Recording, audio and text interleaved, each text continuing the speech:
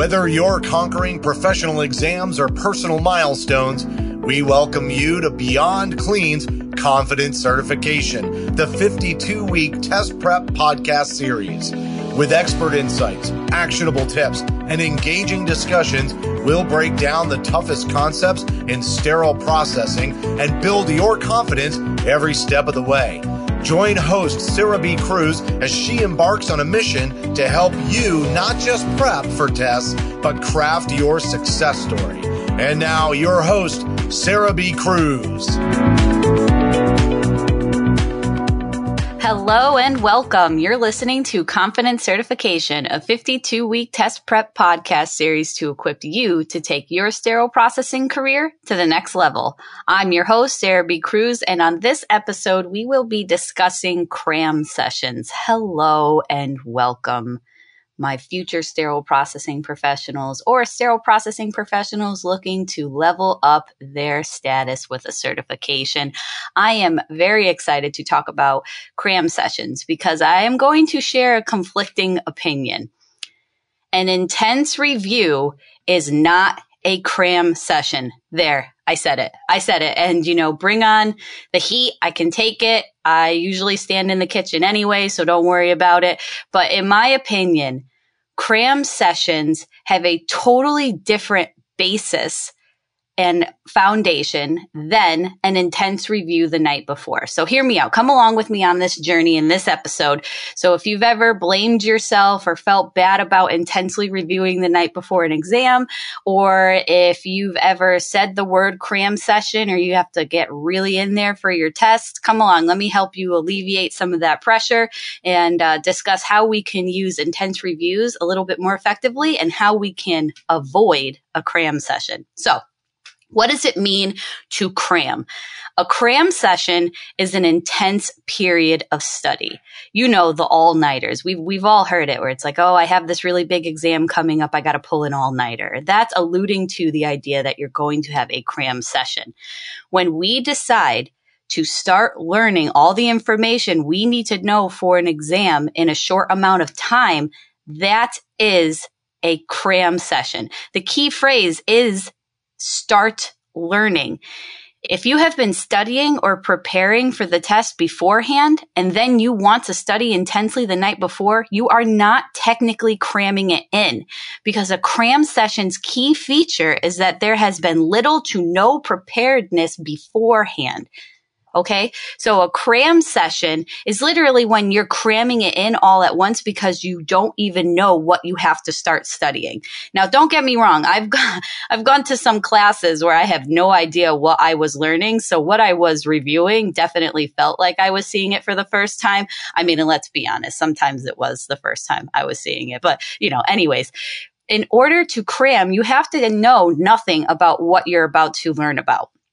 Okay, so if you have been hanging out with me on these confidence certification episodes, or if you've made flashcards, or if you've read the book and you're just feeling uncertain, that doesn't mean that you're going to cram. Uncertainty doesn't necessarily describe the fact that you need to cram. It's just that you're feeling insecure.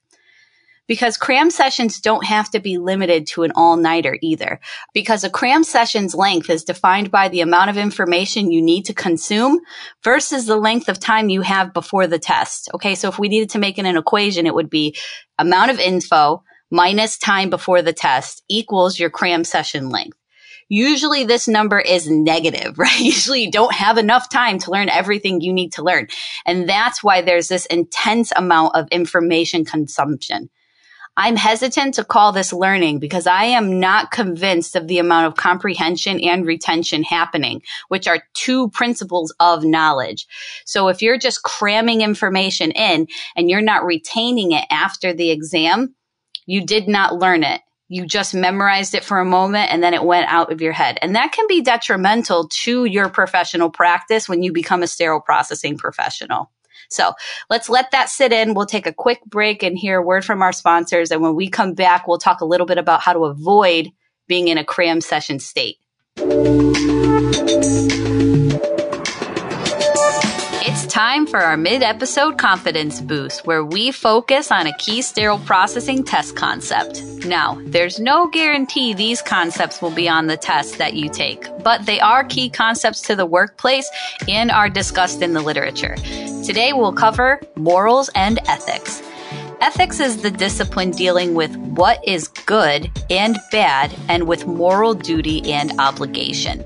Morals deal with or relate to principles of right and wrong behavior, like a set of moral principles or values. I like to say that morals are why we do what we do, and ethics are how we do them. Unethical professional conduct is the failure to conform to moral standards or policies. Professional ethics are principles of conduct governing an individual or group. Ethical actions are those that conform to accepted and professional standards of conduct. Deciding what is ethical can be complicated by an individual's belief, knowledge, base work, and their own ethics. Behaving ethically is important for SPD workers because non-compliance with healthcare legislation related to ethics can directly result in harm to patients. What we do and how we do it affects the lives of everyone. That's going to wrap this week's mid-session confidence boost. Good luck.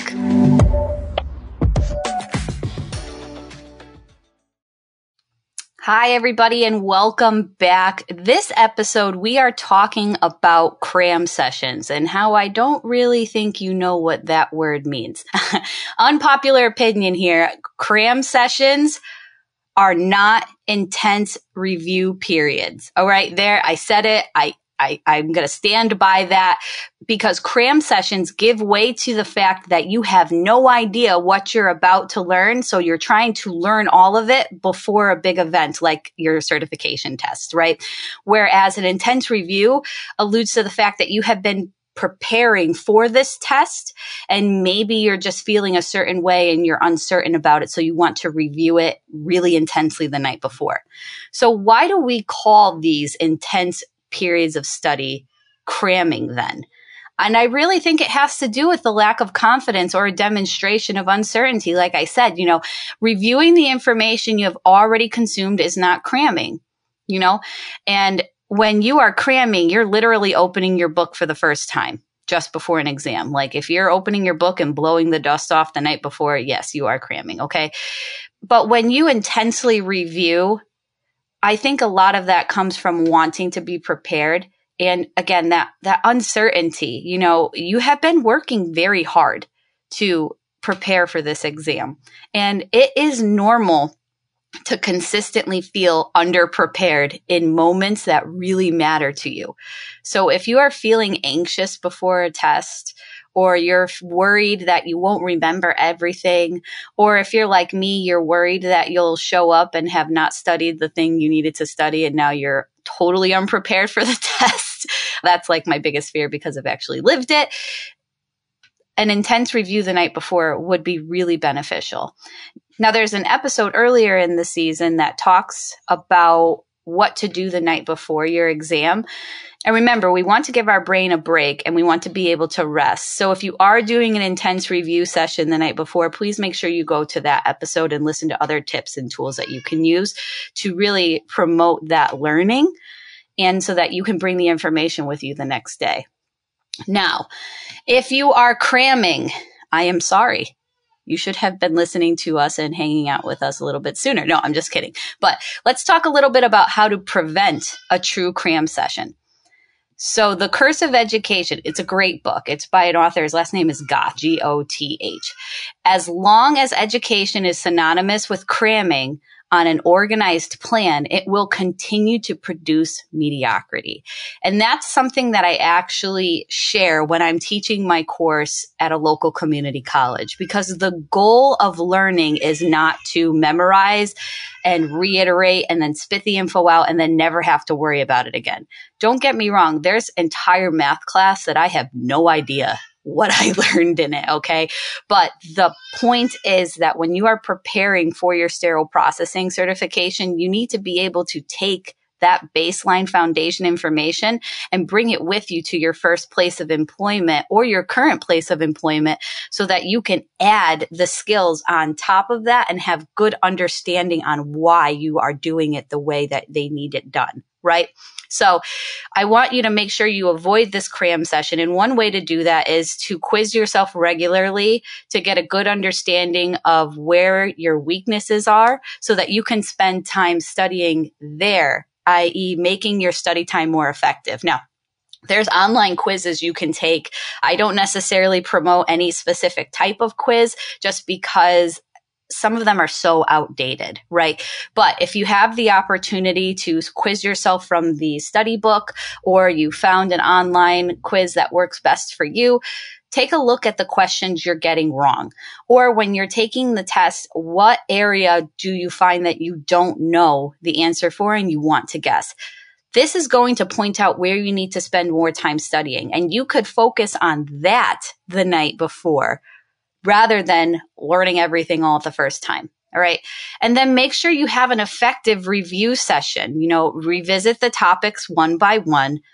Alternate your study spots. For me, it helps a lot when I move around, even if it's just in a room. If I move around, or maybe you're the person that needs to be out at a coffee shop because the music helps you focus and the hum of the people, or are you the type of person that needs to wear headphones and listen to music? Whatever it is, make sure you find that spot. And if you need to move around, I get a little restless. And then go and study for 20 to 30 minutes and then take a break.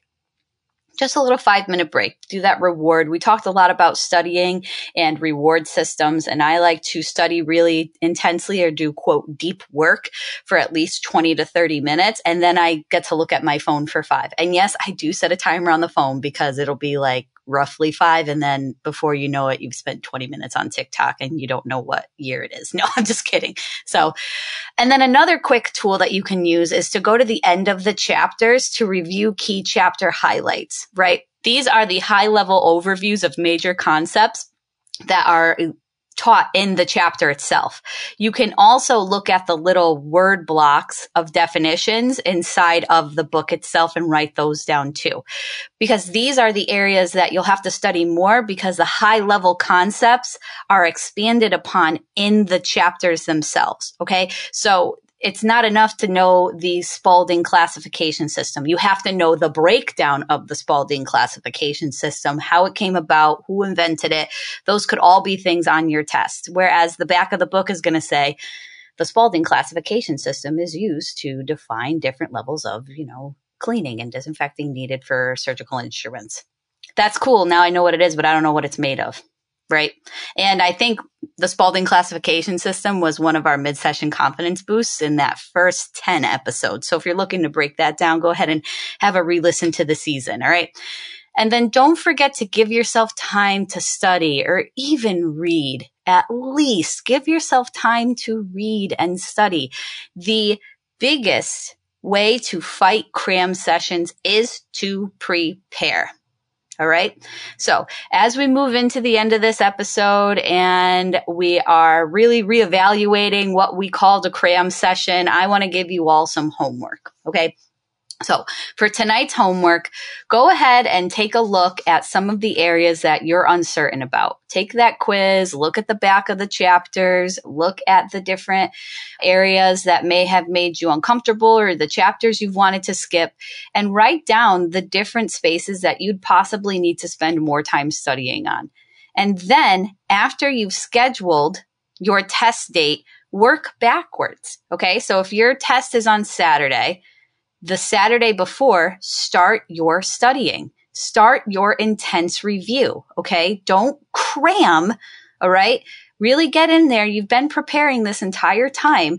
So start your review. I know I've had some people that they actually give a day to a chapter every time before the test. So, if there's 10 chapters, they start reviewing 10 days out. And they tend to put the chapters that they're most uncertain about closer to the test day so that they could retain more information readily.